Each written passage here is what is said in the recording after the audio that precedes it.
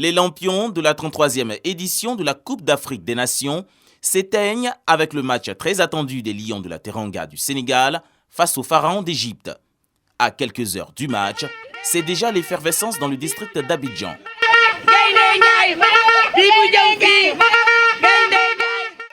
Trècheville, avenue 2, les ressortissants sénégalais rencontrés soutiennent bec et ongle leur pays et croient en leur premier sacre à la CAN. On va marquer 4-0. Sénégal. Vous n'avez qu'à faire effort, vous avez marqué. Wow. Moi, mon pronostic, c'est 3-0 pour le Sénégal aujourd'hui. 3-0, ça ne chauffe pas. Non, aujourd'hui, c'est le jour du Sénégal. Nous, on est derrière Léo de la Teranga. Aujourd'hui, c'est les grands jours pour nous. Mais ce n'est pas pour le Sénégal seulement, c'est pour l'Afrique. Parce qu'aujourd'hui, c'est pour l'Afrique. Ce moment est l'occasion pour des commerçants de se lancer et de fructifier leurs affaires. Le vent est le meilleur du Sénégal pour les supporters des Sénégalais qui sont en Côte d'Ivoire ici. Je vends le drapeau du Sénégal. Je vais, Dieu n'a qu'à faire, Sénégal n'a qu'à prendre coupe là.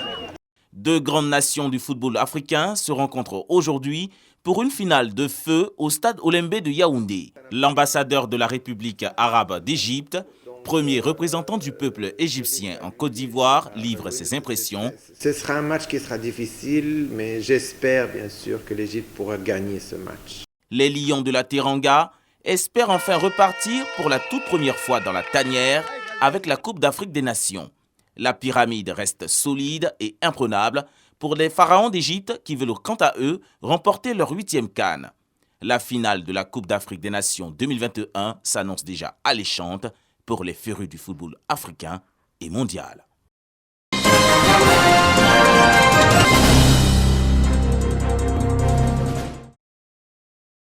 Ils sont venus pour la plupart d'Alsace, région du nord-est de la France, avec à cœur d'apporter de la joie et du bonheur aux femmes et aux enfants de Côte d'Ivoire. Première escale, Mondoukou. Ici, les bénévoles de l'association Les Enfants d'Ivoire, les bras chargés de matériel médical, de matériel scolaire, de vêtements et de jouets, ont exprimé leur engagement à être des partenaires pour le mieux-être des populations en proie à la précarité. Cette journée marque le premier pas d'un vaste programme de remise de dons de l'association Les Enfants d'Ivoire sur le territoire national. En agissant ainsi, les bénévoles dispersés en France, plus précisément en Alsace et en Côte d'Ivoire, que nous constituons, sommes conscients que les conditions de vie et d'éducation des enfants ont un impact considérable sur leur devenir social et leur capacité à s'émanciper de la pauvreté à long terme. Éducation, autonomisation des femmes, santé pour tous, le parrain de la cérémonie, Désiré Bulé, soutient les actions de l'association Enfants d'Ivoire. Des actions également saluées par les autorités administratives et coutumières de la région. C'est le point de départ d'une longue et fructueuse collaboration. Nous l'espérons et nous le souhaitons. Nous voulons tout simplement vous dire, Bémo, que le Seigneur vous bénisse et vous rende au centuple ce geste fort apprécié par les hommes, les femmes et les enfants de Mondoukou.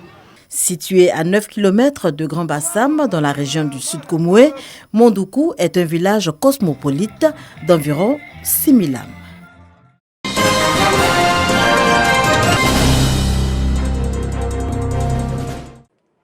Si c'était à refaire, chronique d'un parcours, la nouvelle œuvre littéraire de Cissé Ibrahim Bakongo. Dans ce recueil de chroniques, sorti en 2 tomes, l'auteur aborde de façon chronologique des thématiques diversifiées.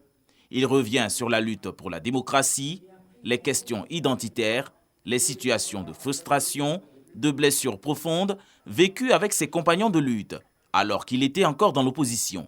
Il s'agit de témoigner des combats que nous avons dû mener, qui nous ont conduits à ce que nous sommes aujourd'hui, c'est-à-dire des hommes libres et égaux, en quelque sorte, dans une Côte d'Ivoire devenue fraternelle.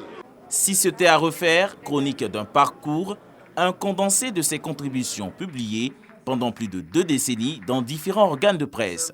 Plusieurs autorités de la scène politique, personnalités, tous apportent leur soutien à l'auteur. Je suis impressionné par la plume alerte du ministre Cissé Bakongo, qui est un acteur de premier plan et une personnalité politique incontournable dans l'environnement politique de notre pays. Il a fait l'histoire, il est témoin de l'histoire et il a décidé, à travers ses 2 ouvrages, sous le titre « Si c'était à refaire », de rendre témoignage de ces 3 dernières décennies de la vie nationale. Le titre est évocateur, comme on le dit, et pour moi, ça vient à point nommé. Nous saluons l'œuvre du ministre Ibrahim Bakongo. Pour nous, c'est un livre qui nous interpelle, l'ensemble de la classe politique ivoirienne, l'ensemble des Ivoiriens. Nos erreurs, les tumultes vécus dans ce pays, certains actes qui ont pu amener ce pays à un moment donné à plonger, c'est un peu une sorte de miroir pour chacun d'entre nous. L'engagement, être prêt à subir le martyre pour ses convictions, la loyauté, sont quelques valeurs mises en exergue par Cissé Bakongo, maire de Koumassi. Œuvre qui sort 13 ans après la sortie de son ouvrage « Alassane Ouattara, une vie singulière ».